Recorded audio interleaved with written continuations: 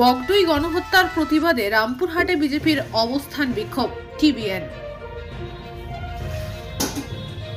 বীরভূম জেলার রামপুরহাটের বগটুই গ্রামে যে নৃশংস নরসংহার হয়েছে তার প্রতিবাদে রামপুরহাটে অবস্থান বিক্ষোভ করছে বিজেপি। এই অবস্থান বিক্ষোভ চলছে রামপুরহাট পাঁচমাথা মোড়ে মহকুমা অফিসের সামনে। বগটুই অগ্নিকাণ্ডের প্রতিবাদে ভারতীয় জনতা পার্টির পক্ষ থেকে রামপুরহাটে বিক্ষোভ কর্মসূচিতে বক্তব্য রাখলেন রাজ্যের বিরোধী দলনেতা শুভেন্দু অধিকারী।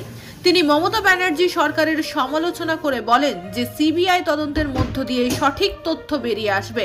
এদিন বিজেপির প্রাক্তন জেলা সভাপতি দুধকুমার মণ্ডলকে বিক্ষোভ সমাবেশের সামনে সারিতে প্লাকার্ড হাতে দাঁড়িয়ে থাকতে দেখা যায়। উপস্থিত ছিলেন বীরভূম জেলার সভাপতি ধ্রুব সাহা, মজুফা বিবি সহ স্থানীয় বিজেপি নেতৃত্ববৃন্দ। আগামীকাল অবধি এই অবস্থান বিক্ষোভ সমাবেশ চলবে বলে জানিয়েছেন বিজেপির নেতৃত্ববৃন্দ। রামপুরহাট থেকে টিবিএন সহযোগী নেটওয়ার্ক সূত্রে প্রাপ্ত রিপোর্ট, টাইমস ভারত নাও।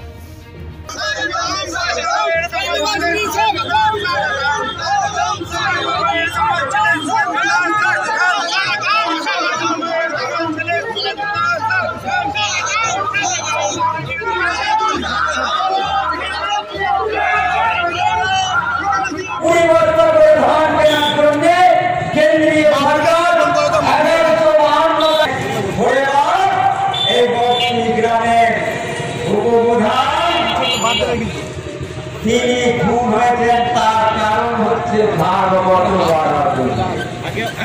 এটা সূচনা হলো। তাই বক্তব্য আমি দীর্ঘায়িত না করে আমি শুধু এটুকু বলবো, আবার সেই পূর্বের কথায় চলে যায়। চোর ছাড়া তৃণমূল শুরু হয়েছে। খুব শিগগিরই শুনে রাখুন এই বীরভূমের সূচনা এবং বীরভূম তথা পশ্চিম বাংলার মানুষ এই সরকারকে অবিলম্বে বিচারিত করতে বঙ্গোপসাগরের জলে। তাই শেষে একটি সকলকে গভীর অভিনন্দন এসেছেন আপনাদের সাথে সঙ্গ দেওয়ার জন্য। শিরোপাদিরা, শিক্ষাদিরা, ভারতীয়রা গেছিলেন কোথায় শুনে রাখুন।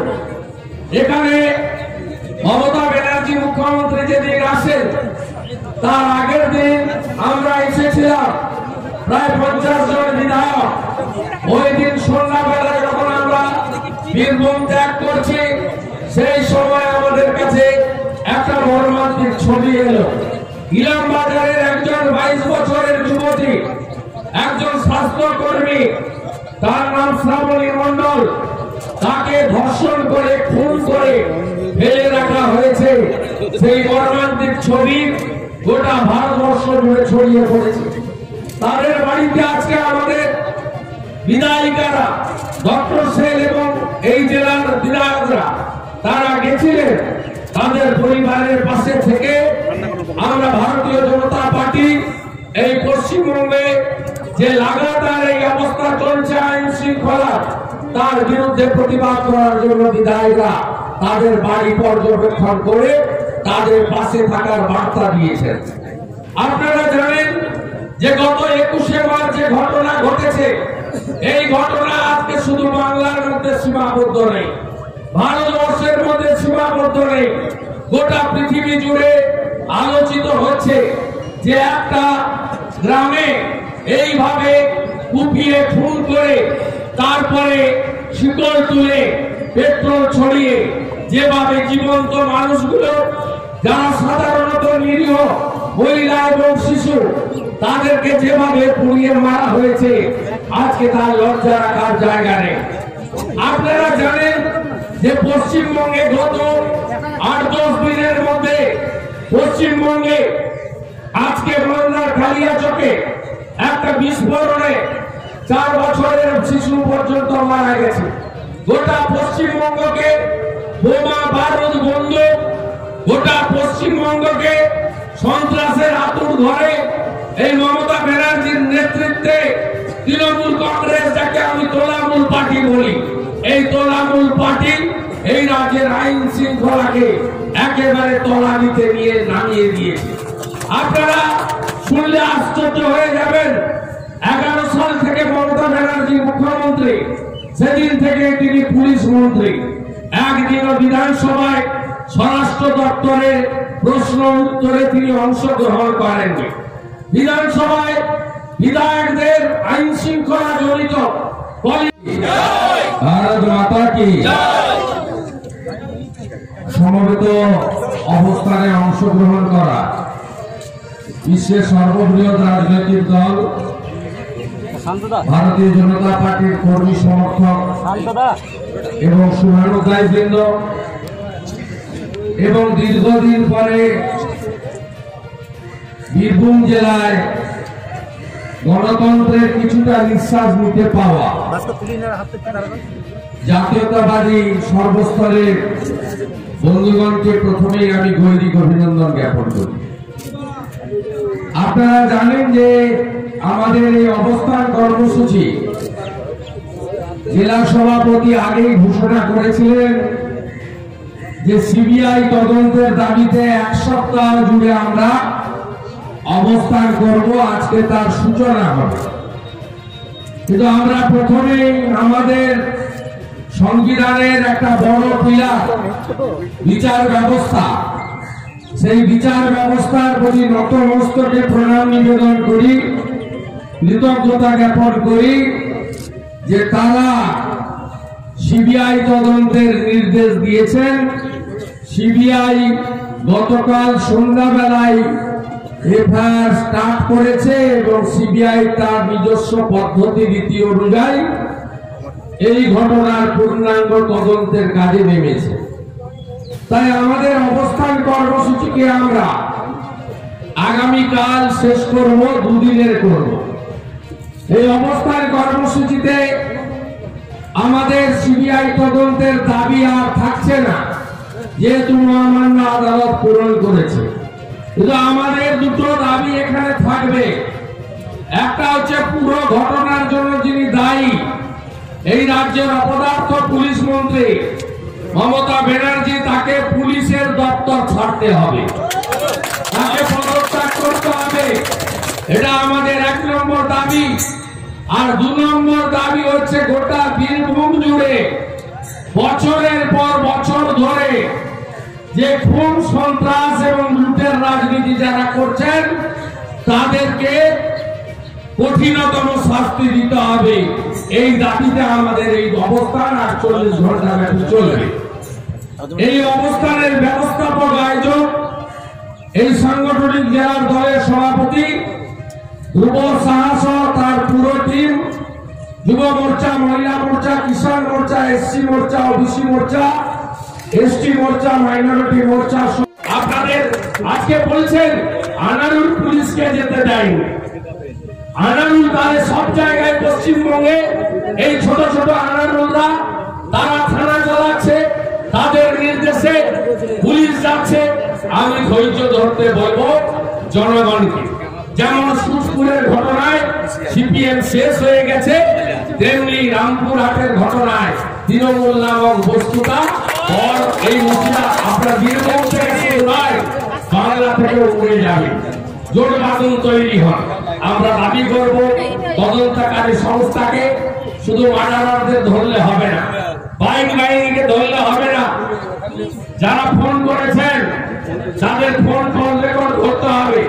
অনুব্রত মন্ডলের কল রেকর্ড আগে ধরা উচিত। তার সঙ্গে পশ্চিমবাংলার পুলিশ মন্ত্রীর ওই দিন কতবার কথা হয়েছে সেটাও প্রকাশ্যে আসা উচিত, কি নির্দেশ দিয়েছিলেন সেটাও আসা উচিত। আমরা দাবি করব নিরপেক্ষ তদন্তের মধ্য দিয়ে সমস্ত দোষীদের গ্রেফতার হবে।